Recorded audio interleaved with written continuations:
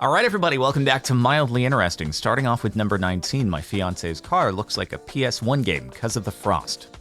I don't even know if it's the frost so much that's making it look like a game, so much as there's no shadows. It just looks like the car was taken from another image and just dropped in here. Very satisfying uniform coating of frost, though. Like, I don't know. That's really cool. It looks like you could roll down the window and then like the frost would stay intact, which is something I've only ever seen videos of. I've never gotten to experience in person, but seems really cool. Why are there no shadows though? Like there's a light here. The whole photo, like it's sort of dim, but it's reasonably well lit and there's just nothing's casting shadows. The car is a vampire or something like that. It's really weird. My chai is almost the exact shade of the inside of my mug. If you just shown me a photo of this, I would actually think that it's like a candle holder or something, and this was the remnants of a melted candle, and you had like a wick hanging off the side or something. It just looks like a shallow little dish you'd plop a candle in. It is really weird. It's a very good color match. Same cars with the license plate numbers being one number away. Oh my God, okay, this is so weird. Just like this post, it said 25 days old, but like a couple nights ago, I was driving somewhere and I see two white, I think it was Teslas, because every car in LA is a Tesla. And their license plates, they weren't the same, but like they started with the first two numbers being the same. And I had this thought like, oh my God, can you believe if I had seen two of the exact same car, same color and everything, and the license plates were like one away? This would have been a great, mildly interesting post. And lo and behold, it probably wouldn't, because someone already had one go up this month. I feel like there's gotta be, it can't be coincidence, right? There's gotta be more to it. Like maybe this was a fleet buy by a company or something, and they all got issued titles at the exact same time, and so the license plates were sequential. Like, I feel like it's got to be more than just, oh wow, can you believe that these two completely random, I don't want to ruin it, but it seems like there's got to be more of a reasonable explanation. They also have the same sticker over here in the bottom corner, and I don't know if maybe that could just be a state requirement for which state this is. I don't know which state this is, but anyway, I failed the GeoGuessr round. But like, is it, I'm trying to look, yeah, I guess that car looks like it might have one. Oh, so that might just be a state requirement here. Oh my goodness. God, I want to know, is it a fleet buy or is it totally random? If it's totally random, that's actually crazy, dude. I was adopted in 1965 and my parents saved the receipts. The receipt. The receipt for the purchase of the child. Oh God. That's one way to phrase it, I guess. Payment plan, partial expense reimbursement for adoption. Okay, so it's like, there's a cost associated, but then it gets refunded. So yeah, I'm assuming it's like administrative costs or something for whatever the paperwork. I don't think this will be $300 for the child. That sounds very not legal and very bad. Mildly interesting, I suppose. I'm glad it was reimbursed. Seems like something where, there shouldn't necessarily be any financial exchange. These sugary drinks were complimentary in the dentist waiting room.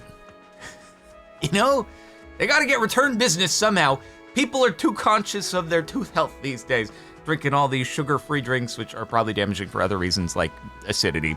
But regardless, people just aren't getting cavities like they used to. Too much fluoride toothpaste these days. So let's just, come on guys, have a little bit of sugary drink, okay? We need to up our numbers in the crowns. They're highly profitable when we're putting crowns on people. So please get some more cavities, all right? Load up, sugary drinks, come here, everybody. It's like I think the only not sugar option is that Diet Coke over there. Everything else is all the sugar variants. At least they have some water at the bottom. You can rinse out afterwards. Domestic hot water pipe in high-rise hotel.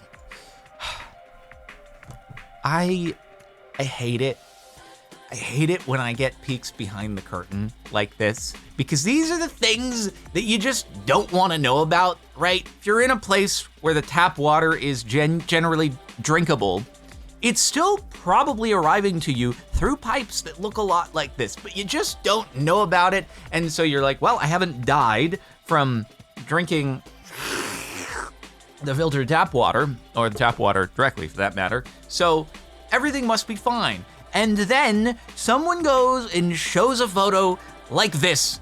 And the fact of the matter is, this is probably everybody's scenario. Everybody's got water coming to them in pipes that at least look like this. Even if your house has absolutely pristine pipes, it's gotta get to you through the road, the water mains, and the water mains probably don't look so pretty if you take a cross section there. And I just don't wanna know. I'm sure it's all like harmless. It probably actually helps filter out things from the water by having all this, surface area of gunk, but I still don't want to know. Ugh. This card that came with a gold PS4 I won from Taco Bell. Limited edition gold PlayStation 4 bundle. Well, that's cool, but can we see the gold PlayStation 4? I feel like maybe that's too mildly interesting. That's too interesting. This is the mildly interesting part. The gold PlayStation 4 was too interesting. It belonged on another subreddit, like the gaming subreddit or something like that. Probably that, but I still want to see it.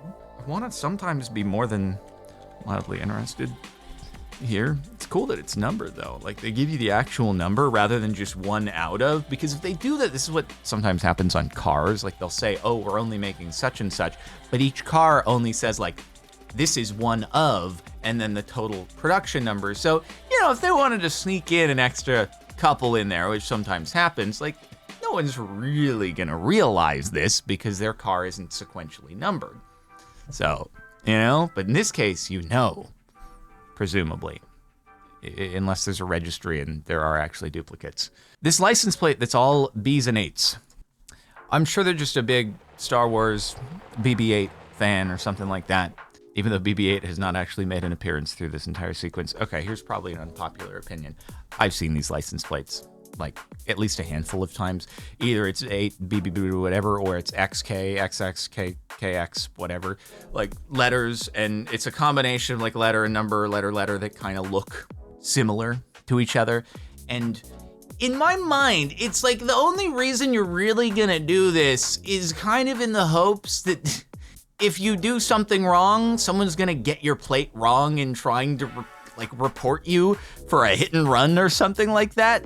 And so I just kind of, maybe it's completely false and there's some delightful people driving cars with license plates like this, but I kind of have an assumption that like they're not the best driver. And I'm like, I'll just stay back because I don't know what you're capable of, which is kind of how you should treat almost every other driver on the road. But still, I'm just like, why do you, gotta be a reason why you opted to go for that. I'm actually surprised that the DMV authorized, because in California at least, the DMV, you have to give a little explanation when you're getting a vanity plate as to why you're doing this. And so sure, you could come up with a BS reason, but in the person who's reviewing it, I'm surprised that they wouldn't be aware of this being a thing. But anyway, also, police can totally look up cars by make, model, color, and then find, oh yeah, they've got the BB-8 license plate. Okay, well, that's the car. So I don't even think it will work in the end. This ice cream arrived without a lid and with the Best By date stamped right on the ice cream.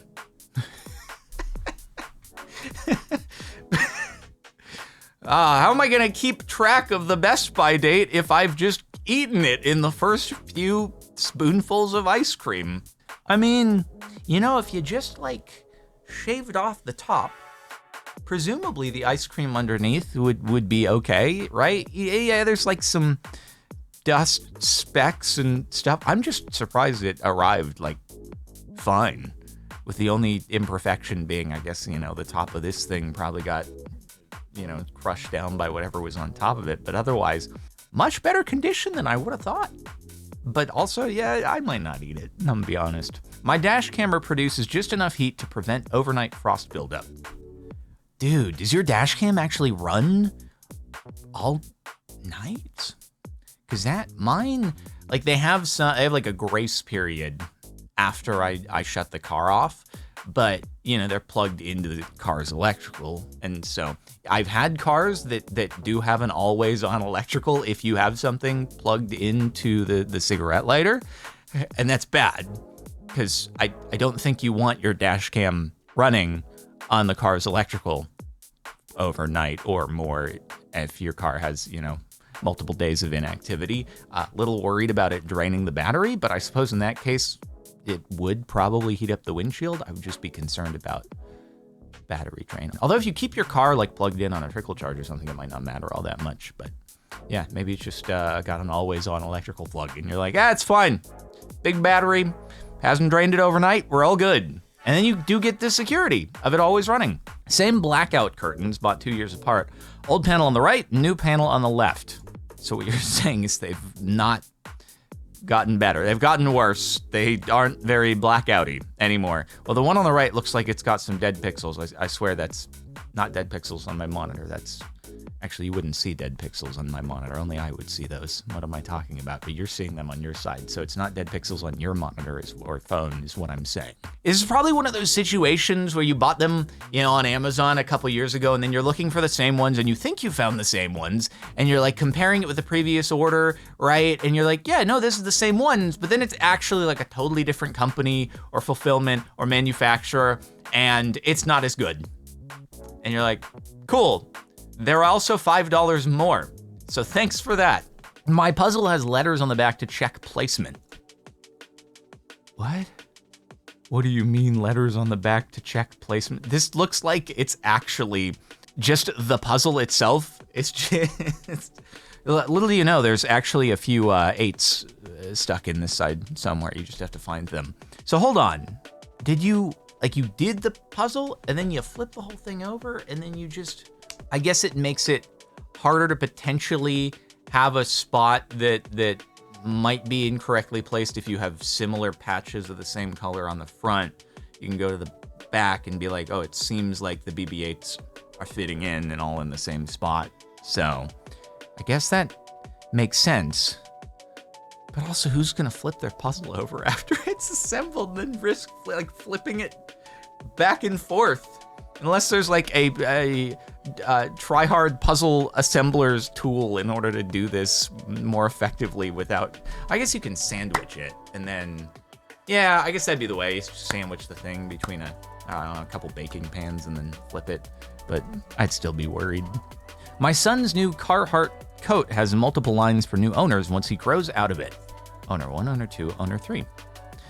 Carhartt instead of Carfax.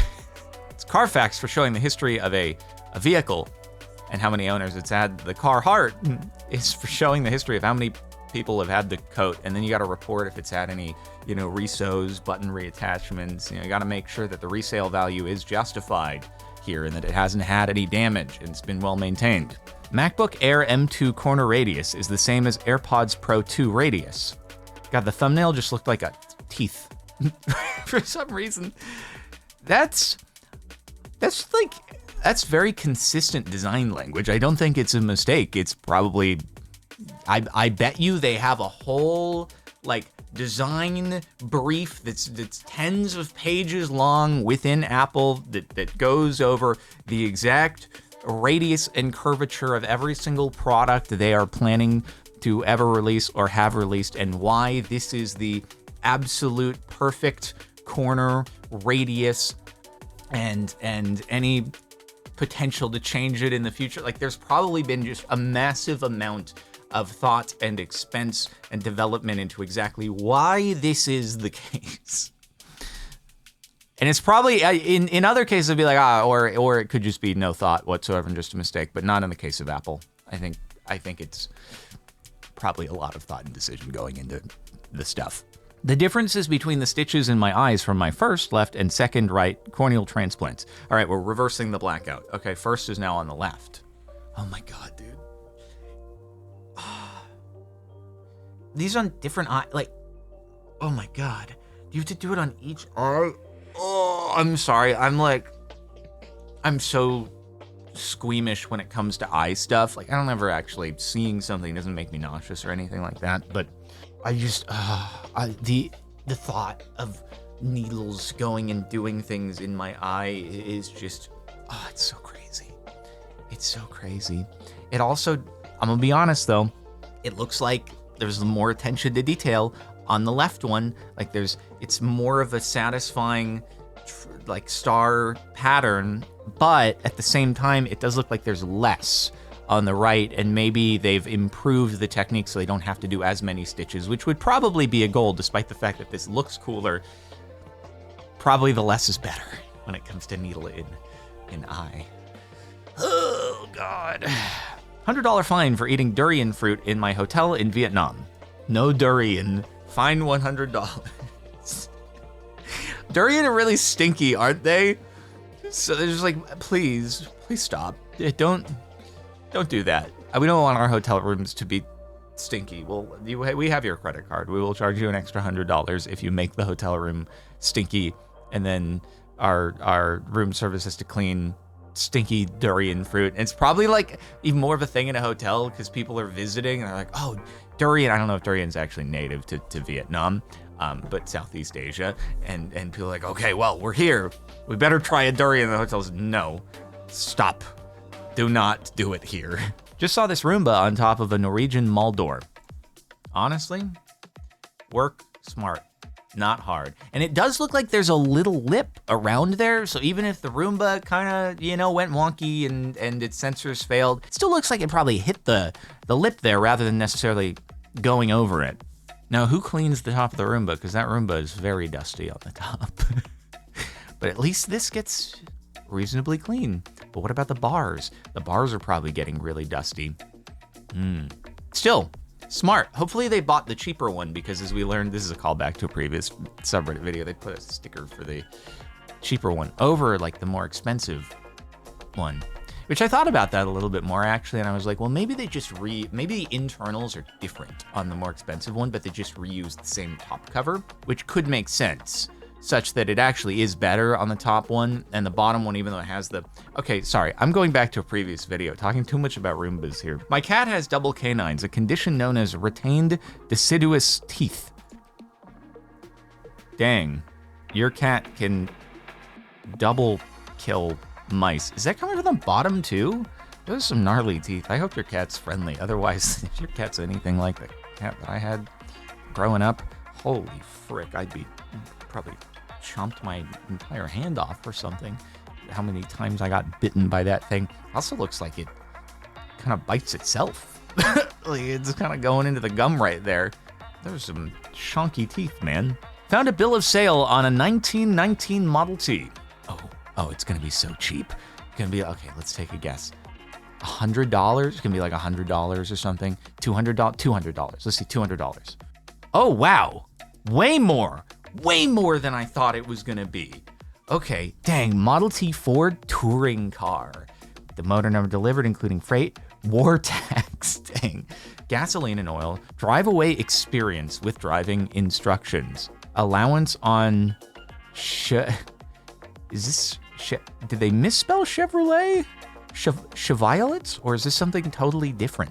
So they got a big trade-in, actually. It was $650.